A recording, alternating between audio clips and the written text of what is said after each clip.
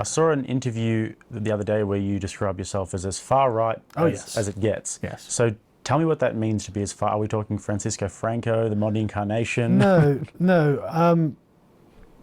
So the thing with things like nationalism and fascism is that fundamentally they buy into the universalized framework of what it is to be a person that the Enlightenment creates. Right? So liberalism conceives of man as being essentially a universal thing, which means that actually people are essentially fungible. And so this you see in the constant advocation for mass immigration. Well, they're just people like us. It's like, in a way, they're just people like us. But in other ways, they're not people like us. And actually, there are lots of differences. And actually being respectful of those differences would create a better world and would allow people to have the proper dignity that they feel is not being respected through mass immigration. And also, how to put it, it would set the correct expectations for the people who come here as well, to respect the people who live here already. And it's not just here, in all of the countries where they've had mass immigration. And so things like nationalism, fascism, communism, liberalism, they all view man as essentially a human resource to be used and manipulated as is necessary. Okay, so if Germany wants to invade France, okay, well, we're going to raise 500,000 men, and then we're going to have a big push into France and whatnot. And so it's the same with the communists. They say, well, the proletariat are all just human resources to be deployed at will. The liberal state even has this view of man as a kind of desaturated thing. But actually, I view things these days from a much more mythological lens. It's something that is pre-modern, where no, I think that people are named individuals, actually. And I think that a person's, the name we use to denote a person actually denotes a lot of things about them, and not just their essential characteristics as a human being. It denotes not just the fact that they need to sleep, they need to eat, they need to breathe, they want to reproduce. It also denotes where they've come from and the culture that they've grown up with. I mean, you've got a different accent to me, for example. So I know you've grown up somewhere else, but then I also know you've had a series of different life experiences that are not the same as the other people that you've come from. And so actually you take on a much more three-dimensional view of what an individual person is. And I think that all of that is actually worthy of respect. Whereas the sort of modern view of mass man, well, it just deletes all of that. It renders itself blind to all of those important things and just uses you as another component on the conveyor belt. And I kind of hate that kind of industrial way of looking at human beings. I think it's just wrong. And I think that we don't do that in our daily lives. You know, the people that you know, the people that you love them and know them as named individuals that have all of the trappings of all of the other things. And there's no reason that we can't have that in real life. This is actually the root of what a stereotype is. And this is what the banter is between sort of the nations. Like everyone's got their jokes about Australians or New Zealanders or French people or German people. And it's because of the cultural accumulations that we have and that we grow up with and we carry with us through life that puts us in the frame of mind where we've got a set of expectations. Like, you know, I spent 8 years living in Germany. I know what Germans are like. You know, I know that, like, Germans will say things that an English person just would never think to say because they're just different from a different culture. It's not good or bad. It's just different.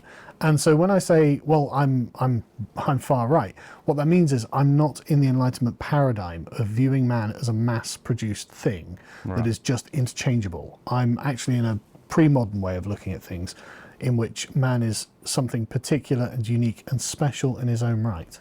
Right. So correct me if I'm wrong here, but you're kind of saying that the sort of traditional view on left and right is sort of this false dialectic that you're not really looking at in terms of capitalists versus communists and left versus right on a political spectrum, but you're more focusing on the spectrum of a type of liberal materialist commodification of the human being as opposed to the essence of what makes up the individual and what are all the different elements that make up the individual. Yeah, that's a really, really, really succinct way of putting it. That's exactly what I'm talking about. And it used to be that that was the way that all humanity looked at the world.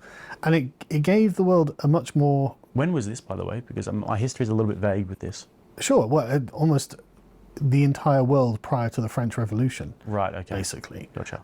It's when liberalism itself becomes abstracted into an ideology. So I think really you can blame John Locke for this. And we create what is called the rights of man out of what were the rights of Englishmen. And this renders all humanity as the same. And that's not true.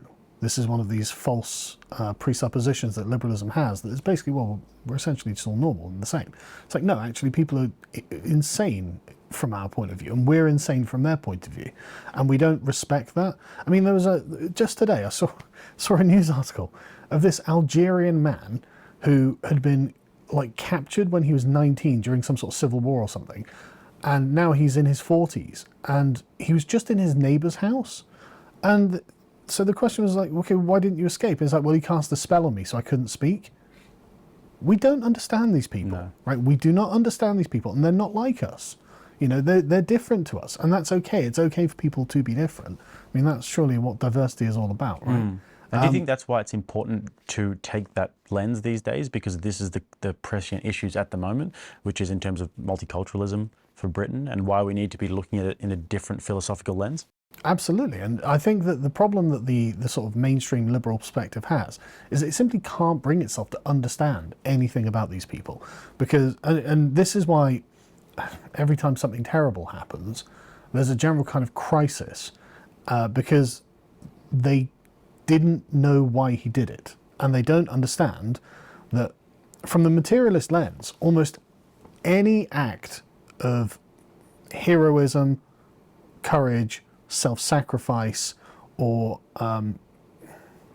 voluntary endangerment is crazy, right? It's mad, because there's no higher ideal from this lens. Now, I'm not saying that I agree with the ideals that, say, for example, jihadists have, but that is what they're pursuing, and they feel that that's more important than their own material well-being. And so from the liberal perspective, these people just seem insane, and they want to medicalize them, they want to pathologize them and say, well, this person's just got a mental illness. But actually, I mean, you can read a lot of the things they write and you say, okay, it's not that they're mad, they just have a completely different worldview to you. They have a worldview in which there is essentially magic in the world and spirituality, and they view that as being under attack by materialism. And they don't say exactly like that, but that's what it boils down Makes to. sense, yeah. And this is the thing that they're attacking. I mean, this is why would you attack an Ariana Grande concert? You know, like to the... It's an interesting point, because it's kind of this embodiment of the materialism. Is, well, exactly. Yeah. It's hard to think of anything more consumerist and capitalist and materialist than a giant concert, right? I mean, to a normal person, it's an evil thing to do. But to these people, they think of themselves as attacking a worldview. You know, because it's not a politically important thing. Anyway, so...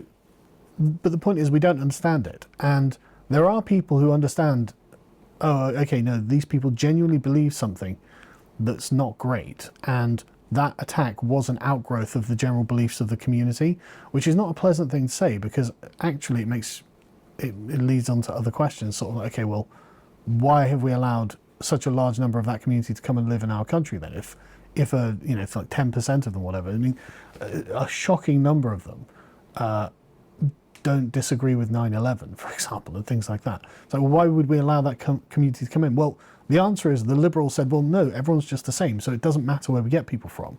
And actually, no, those people brought with them their beliefs and cultural habits and religious attitudes, and we were totally undiscerning about who we let in. Because, I mean, there are lots of people around the world, of course, there are lots of communities here from whom we don't see repeated acts of terrorism, but there are some where we do, and it is the liberal mind that can't allow us to be able to discriminate between those kinds of people. But that's dangerous. That's actually getting people killed. Do you see a way forward for Britain, or do you think that things are pretty much too far gone? I think we've been in worse places before. Okay. When was that? Well, it was a long time ago, because actually Britain's had a 1,000-year run of almost unbroken success. But prior to that, there were the Viking invasions, in which something like 3/4 of England were conquered by the pagan Vikings, and it was Alfred the Great who eventually defeated them, and it was his grandson who eventually united all of England. So we could be 2/3 or 3/4 under occupation by foreign forces, and we're not. Things were probably also worse in World War II when we were being bombed by the Germans. So things have been worse before. The problem that we have now isn't physical, it is mental, it is intellectual, it's ideological. And we don't understand why we do the things that we do. We just have been informed by a set of prior assumptions that we aren't interrogating, that the right thing to do, if these assumptions are true, is to do X, Y, or Z. But then if we look at the assumptions, we realize all of the assumptions are kind of false. So we're trapped. If you enjoyed that reality-based podcast clip, make sure to subscribe to the reality-based YouTube channel. We'll be uploading many clips and the full podcast. And also, if you prefer the audible version, you can check us out on Spotify and Apple Podcasts at Reality Based.